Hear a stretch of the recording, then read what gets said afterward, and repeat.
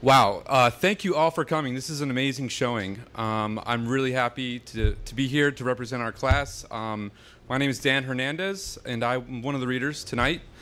For those of you that don't know about the Writers Institute, it's a workshop program, 4 workshops with 4 instructors who are all professional working editors, and we are in our 2nd year. It's a young program, but we had an incredible roster of instructors. We had Jonathan Galassi of Frauer Strauss and Giroux, and Chris Cox of Harper's, George Andreo, who's here from Knopf, and John Freeman from Granta. We also had and Chris Cox is here, and John Freeman's on his way. Hey. And we also had an outside mentor, Cresta Leishon from The New Yorker, who's also here. They were all fantastic, incredibly wise and thorough readers and editors, and since each of them has edited, award-winning fiction by Pulitzer Prize-winning authors and Nobel winners, I half expected them to scoff at our attempts at literature, but it was quite the opposite. They were really enthusiastic, really supportive. These folks really love, fresh writing and new voices, and they were, shockingly enthusiastic about our stories and our experiments, which was humbling and inspiring for us aspiring authors. So now I think that the program's over. We're all looking forward to revising and polishing our work that we wrote. Some of us actually reapplied to the Writers Institute. We didn't have enough and we wanted more, and a couple of us are entering MFA programs. We have one student that's going to an artist residency upstate at Yaddo, and one of the stories that was workshopped this year is already being published in a newspaper literary supplement in Ireland, which is exciting. So now tonight we're excited to share some samples of our work. The way it will go is we'll each read 4 to 5 minute samples of short stories, excerpts from novels, and we'll have 6 readers. Then we'll have an intermission, 20 minutes to refresh your drinks and say hi to everyone, and then we'll do the last 5 readers. But before we do that, I'd like you guys I'd like to introduce the director of the program, Andre Asimon, who amazing writer, is also our friend and our mentor. He works tirelessly to promote the program, to find donors to support us, and it's because of him that we had such a fine roster of instructors, and I think we're all truly indebted to him and grateful for everything that he's done and for our admission to the program. So please welcome Andre Asimon.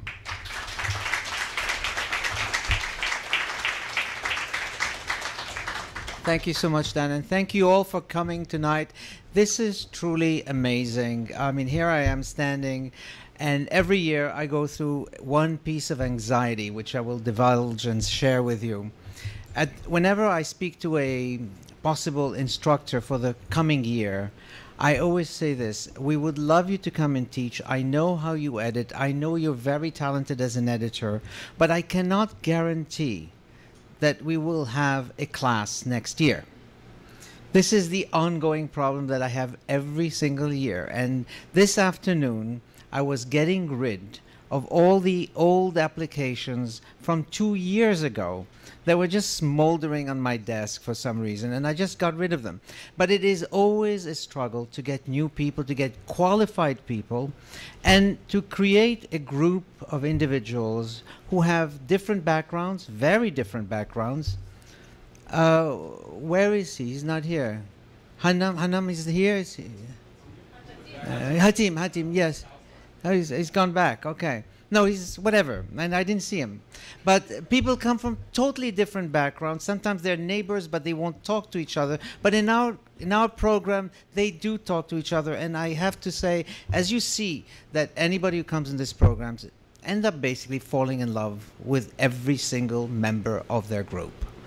This has happened year after year, but it has become particularly salient in the past 2 years when we created the fiction component. The non-fiction group has been going on for 5 years, but fiction brought something very refreshing and very energizing to the program, and everybody just basically loves one another. Proof is that they all go drinking together, and you can't go drinking with people you hate. And the worst example is that sometimes they invite each other over at Thanksgiving. And they do things like that, or they invite each other at, what is it, not for Yom Kippur, because you're not supposed to eat at Yom Kippur, but what is it that comes before Yom Kippur? I'm just joking. But there are always events like this where people just gather and they keep inviting each other, and it snowballs and becomes bigger. And there's the other thing that I like is that the class from last year has stayed in touch with the class of this year. So there is a familial bonding that goes on. Another thing is Michael is here. I wasn't expecting to see him, but he came just for this occasion from California and is going to go back tomorrow. I think that's amazing. It says everything I need to hear about the program. The people who just, can you raise your hands, those of you who are coming next year? Wow, okay. This is lovely. And some people are coming again next year. I don't get it, but they are. But it is wonderful. And we try to rotate some of the teachers so that you get some teachers who are different. Christopher, hi. But everything has been wonderful. And we've had some wonderful events. Not as many as I wanted to, because at some points I get overwhelmed and I can't just manage everything. So this event I owe to the students who put it together, and thank you. And I look forward to seeing everybody again and again. By the way, at the end of the program this evening, I will have your certificates on the piano. I'm not going to shake your hand and do one of those things. I don't believe in graduations. So, but I will have them out there for those of you who want your certificates. You don't want it, you don't want it, it's okay. All right, thank you very much and enjoy the reading. Oh, Maggie, you're the first one, right? Yeah, there you are.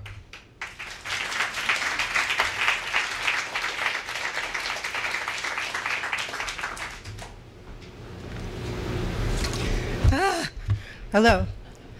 I'm reading an excerpt from my novel called Sunday Money. Can you hear me? Okay. Everybody in the schoolyard knows my brother. Last year, he was on the New York City All-Star basketball team. Boys keep coming over, asking him if he wants to play a scrimmage. All of these boys are white. Everybody in this new neighborhood is white. Even us. My brother is half polite, half cool with these boys, but he doesn't hang around with them. This boy with red hair runs up to him and says, "John Joyce, hey, man, we're starting a new game. You want to play?" John tells him that he's playing with his sister. The boy looks over at me and I smile. He doesn't see me. He goes to John, "Why doesn't she play with the girls' basketball team at the other end of the schoolyard?" My brother says, "She tried out for the team last week, but she didn't make it, so I'm teaching her how to play."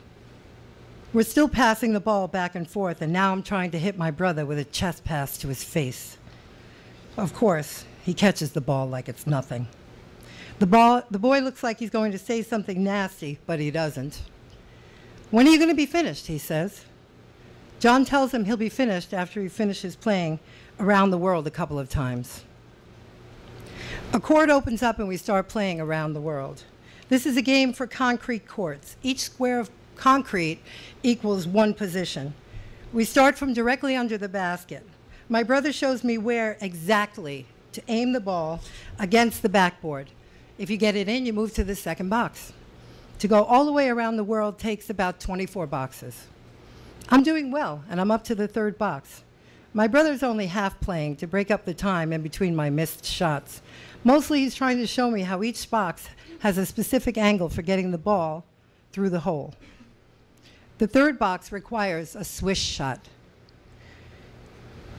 This means you have to aim the ball at the far rim of the basket with just enough height so it'll swish through the net without touching the backboard. I'm having a hard time with this shot.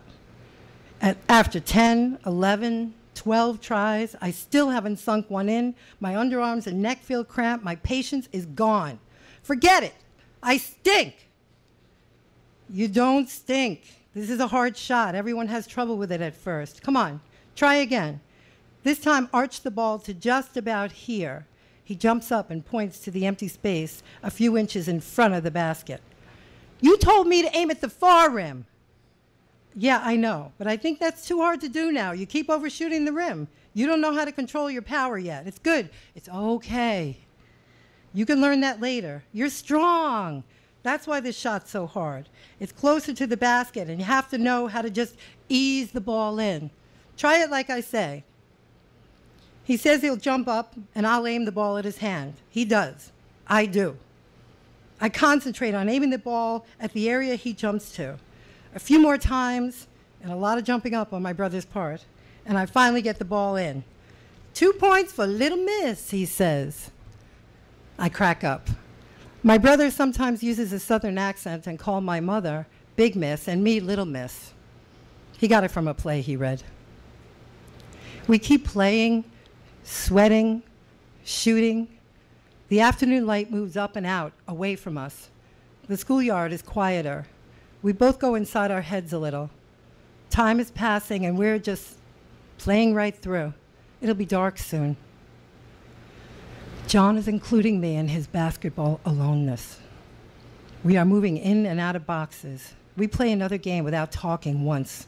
We're concentrating, flowing, all going toward one direction. Then we pivot and pass, and we start again. I could play around the world all night if I could. John is right about the third box being so hard because it's close to the basket. These boxes further out are much easier because they require more strength than skill. I'm strong. You need to be more than that, though. All the way out at center court, John crouches with the ball. His legs bend together. Then he curls his body upwards like an Olympic swimmer diving backwards into a pool. He sends the ball arching, high above the backboard until it twirls downward, almost in slow motion, pulled by invisible energy toward the rim. John is still conducting the shot as he stands there with his legs together, arms raised high and wide, fingers all straight and coiled until the ball falls without a sound through the hole. Thank you.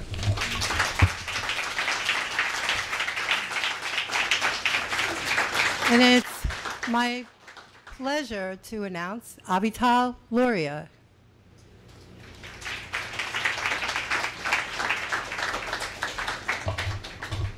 Hello. I will be reading an excerpt from Memoir in the Works. Kibbeh is definitely guest food, and Ima makes it for people who understand, like the Abu Hadras. Whenever they come, smell the brown meat and roast sesame seed fill up the house, and Abba opens a bottle of his best arak. They also have a boy my age by the name of Jamal you can always count on for a game of soccer on Saturdays. On Shabbat morning, Abba takes me, my older brother Yeru, and my younger sister Sarah to our family synagogue in Jaffa.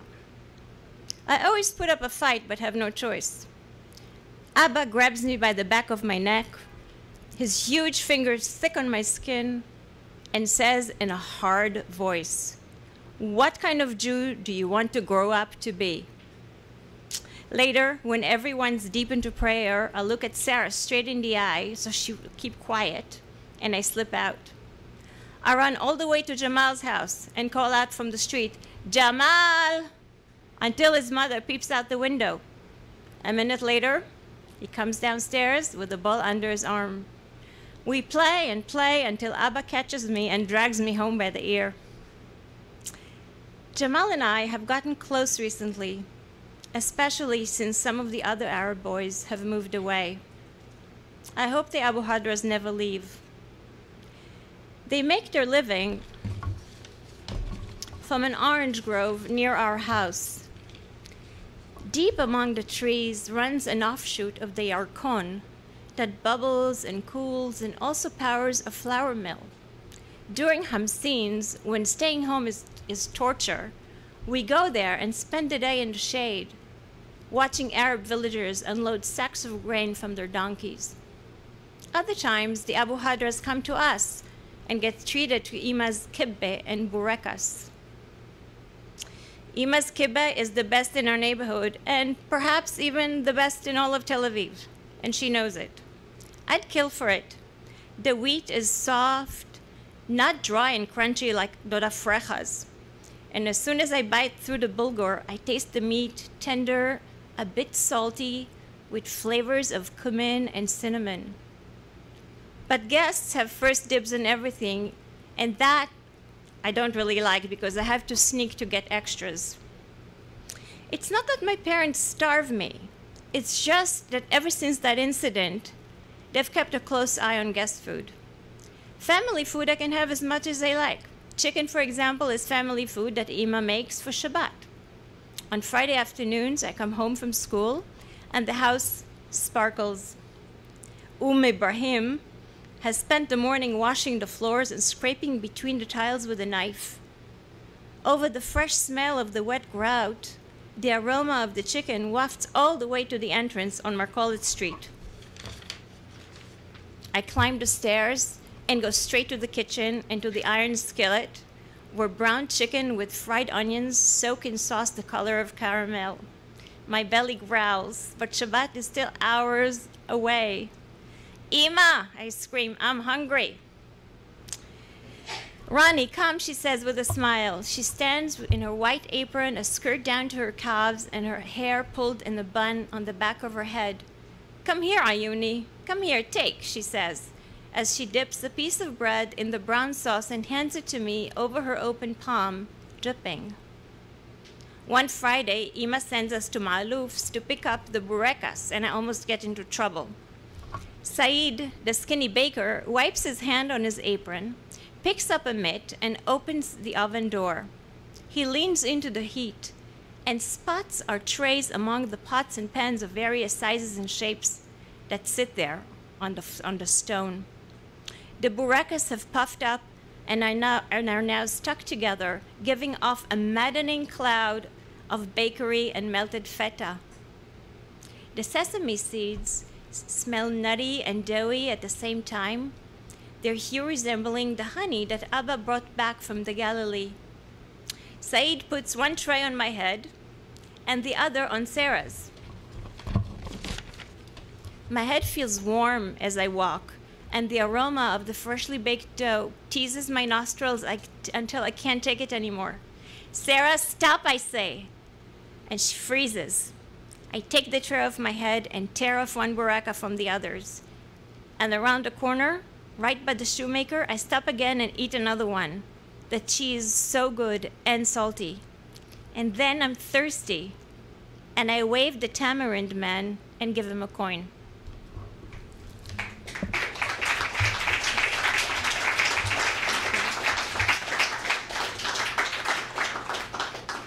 It is my pleasure to introduce Michael Kylo Barati.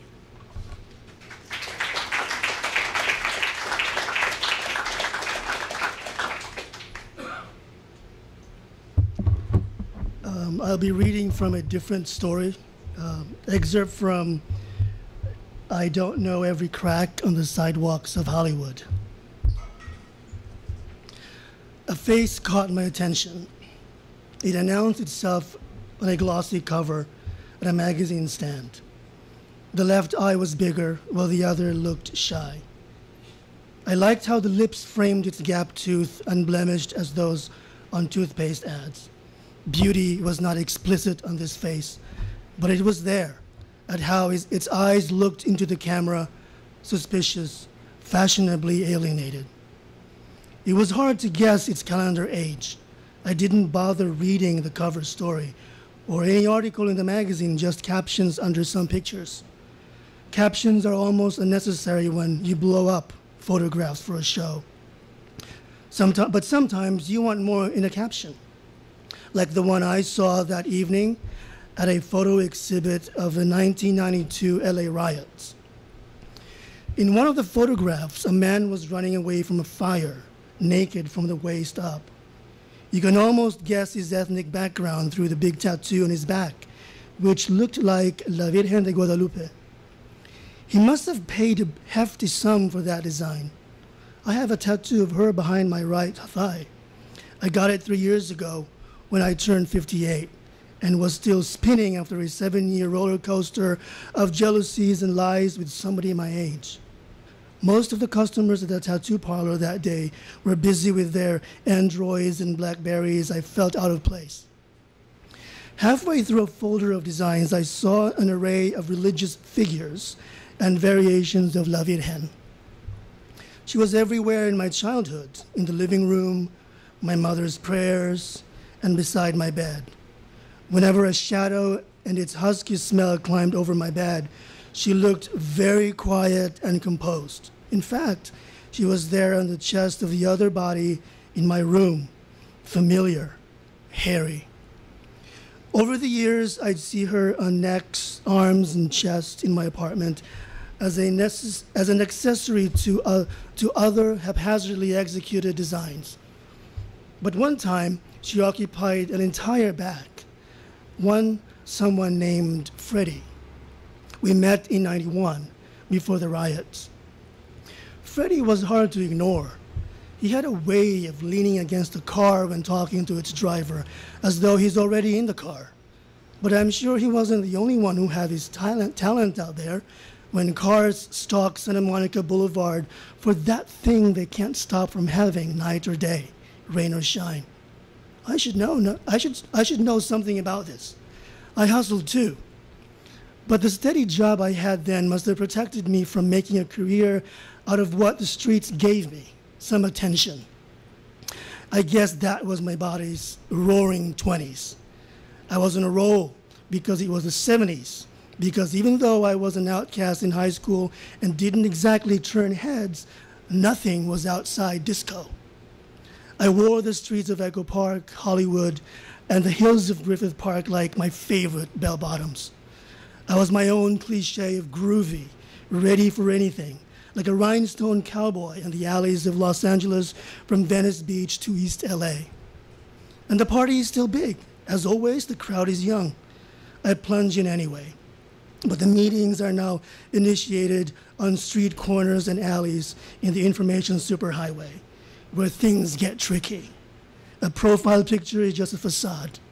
As a rule, I describe myself realistically before meeting someone offline face-to-face that I'm over 50 and I look average. I make it simple and leave many details out. But I rarely get emails when I use this method.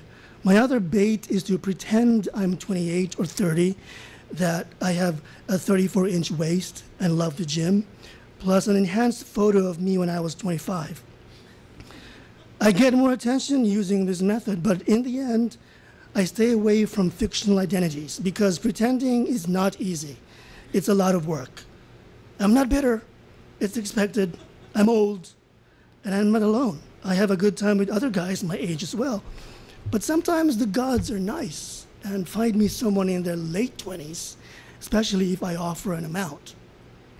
I gave into this kind of transaction around the time I met Freddie.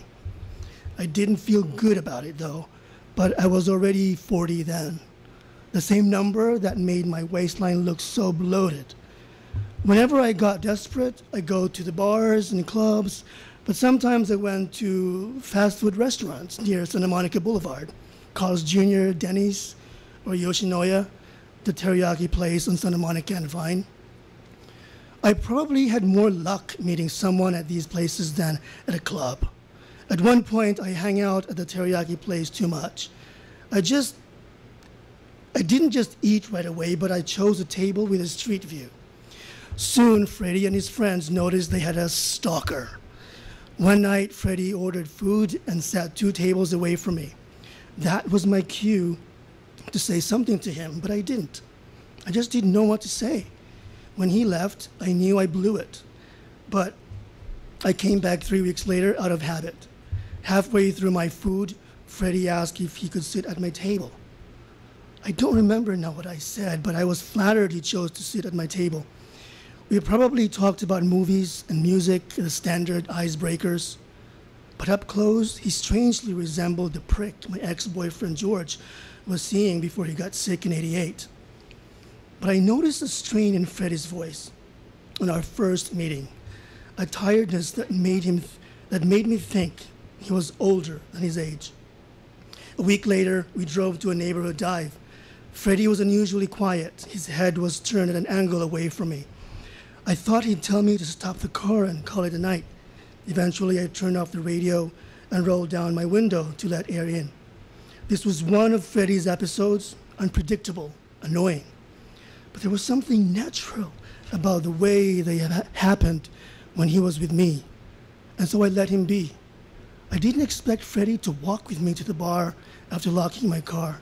In fact, I didn't see him again until closing time. I had a few drinks by now, but surprisingly, he didn't look like he had a drink yet, which made sense. He was on the clock, after all, and could go home with anybody who wanted him. For a few minutes, we were at the dance floor. He looked bored. I didn't take him home.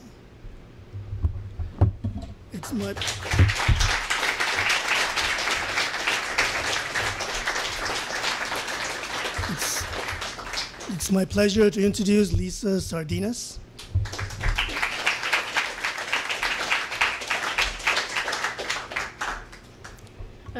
I'll be reading the beginning of my short story, The Americans. The story is situated in Izmir, a town on the Aegean coast of Turkey, where I'm originally from. The Americans. 3 weeks into the school year, no more waking up late and spending the day at the beach. The beach, where the sea rules over life, and the sand, warm on my skin, is full of mystery. Bugs, beads, seashells of all sizes and shapes, including minuscule pink ones. I always mean to keep these, but can never seem to find a safe hiding spot, or one that I can remember later. Maybe I'll discover one of these shells in the pocket of a favorite pair of shorts next summer, stuck in the lint that collects sunflower seeds and broken pieces of stale gum, assuming I'll still fit into the same shorts the next summer when I'll be finishing 3rd grade. No use dreaming of the beach now, of course, not when I should be copying everything the teacher scribbles on the blackboard. He presses the life out of those pieces of chalk that turn to dust and fall on the lapels of his blue shirt like snow, which we never see in Izmir because our winters are too mild. For that, we have to drive an hour inland to neighboring Manisa. I wonder when the new Americans will be moving into the Simon's apartment that's been empty since their departure, already a long time ago. I wasn't even in kindergarten yet, smothered all day at home by mother, or else fighting with my older sister when the Simons moved out. They lived 1 floor below us, and all my sister and I had to do to visit was walk down a flight of stairs, 7 plus 7, 14 stairs to be exact, and knock on their door. The Simons' apartment smelled different than ours. It was a smell that I came to think of as American. I noticed this smell only once or twice in all the years since they left, each time while Mother organized the fancy sheets and plate sets that she'd had Mrs. Simon buy for our dowries from the Army PX. This smell would reach us as soon as Mrs. Simon opened the door for us with her delicate smile, leading us straight to the kitchen cabinet filled with food and toys we believed were solely for our pleasure. In the absence of a common language, my sister and I would point at the toys we wanted, never an easy choice, given the possibilities. When Mr. Simon was at home, dressed casually and not in his big boots and camouflage uniform, the apartment was all commotion as we played tag around their dining table. Mr. Simon would chase us under the table, arms struggling to maneuver over his big belly, as my sister and I huddled together, delighted that his wriggling hands tried in vain to reach us. A far cry from our mundane life at home, Mother preoccupied with the next meal, Father, a nervous businessman, always contemplating the neck still at dinner table, hands flipping in the air like the fish mother fried. I like school. I do well in my classes except handwriting, which is not an essential subject like reading and math, and like music and art, meets only once a week. A nuisance it is nevertheless.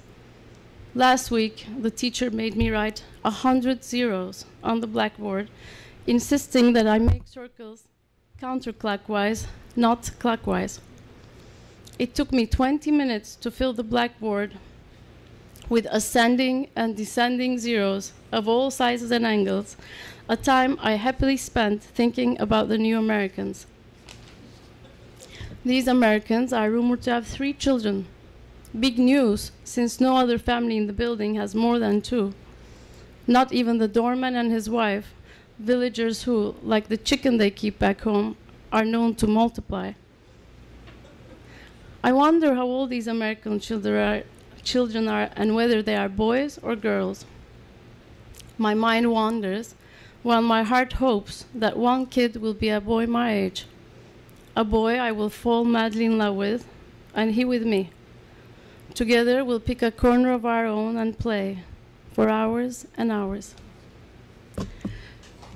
Okay.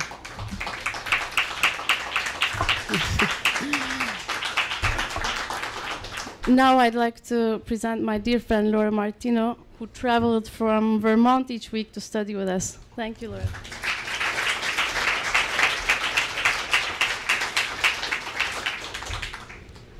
I'm going to read, can you hear me? Okay.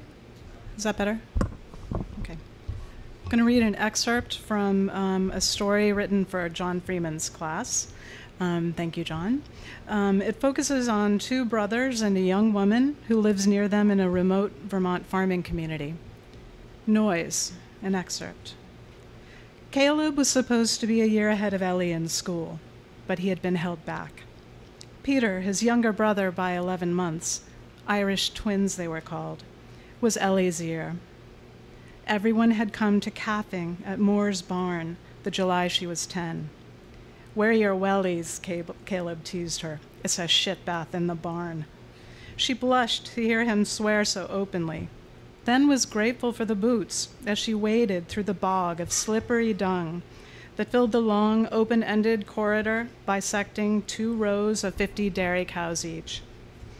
Caleb was laboring at the cow's head. Caleb was at the laboring cow's head. Mr. Moore and Peter were at her hind. Ellie had peered around the stall door, transfixed by Peter's competence, this silent, stunted boy whose forehead was always cinched as if battling some furious inner disaster. His brows were thick and dark and downturned at the middle, making an expression both fierce and hilarious, like an angry great horned owl. They had been neighbors and classmates all their lives, but Peter had never been able to make full eye contact with Ellie. The spring Caleb was a senior, he and Ellie took the same photography class from George Sloan, a former combat photographer in Vietnam, class of 72, at Valley Zoroaster Academy, the same year as Owen Moore, Caleb and Peter's father. Owen came back from the war to run his father's dairy farm. George Sloan returned to meander, job to job, woman to woman, until the late 70s, when progressive Vermont schools like Valley Z began to add electives such as soap making the goat milk way, and plein air photography you'll take a liking to.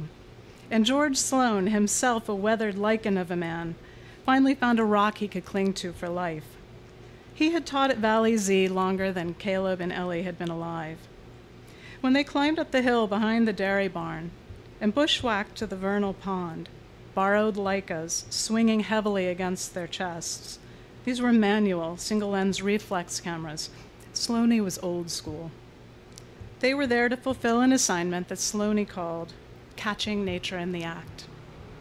They had taken the requisite shots of bullfrogs in mid-croak, throats inflated like miniature weather balloons, and endangered ladies' slippers, which made them laugh silly at the lavender-stippled, slightly scrotal flowers. Then they came upon a deserted sugar house, the biggest they had ever seen. that was 3 stories high and seemed higher still, with its raised cupola designed to let steam escape during syrup making. The building was like a cathedral in the woods, towering and black in its moisture-darkened shiplap siding, which stood out against the pale new green of the trees. And when they went in, Caleb started kissing Ellie, and he laid his green and black plaid lumberjack coat on the dirt floor and helped her lay down there too. And after he made love to her there, he photographed her, not in total, but in parts. The parabola of her neck, from breastbone to chin, the furl of her ear like a coiled fiddlehead fern, her tiny breast, shot in profile from below.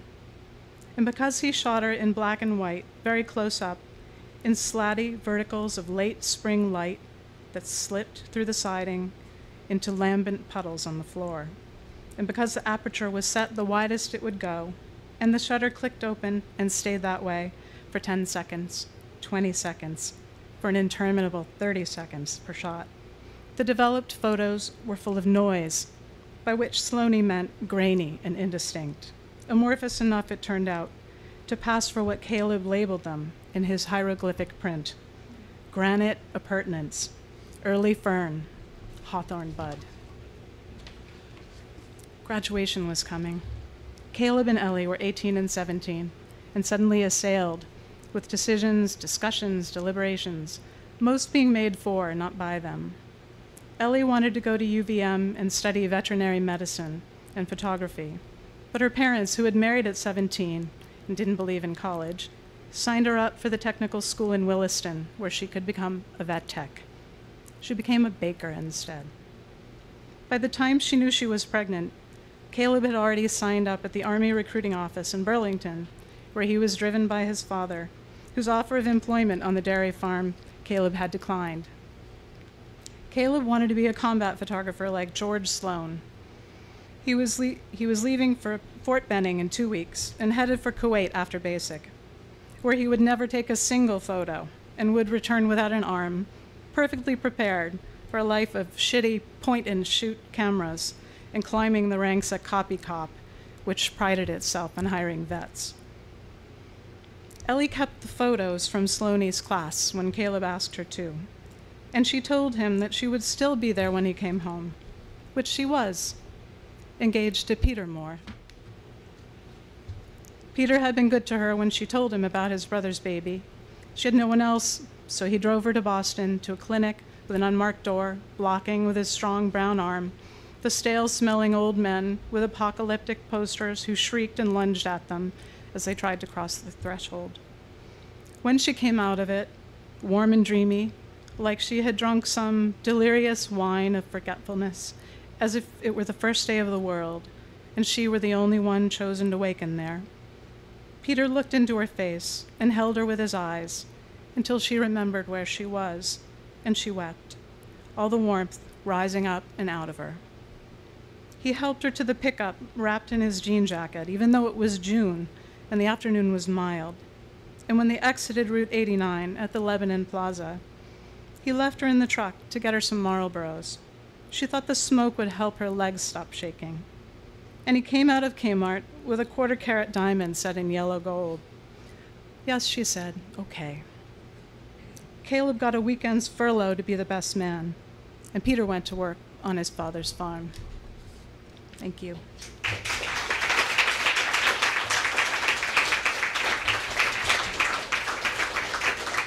And now I am very happy to have my friend Sajan Saini come read.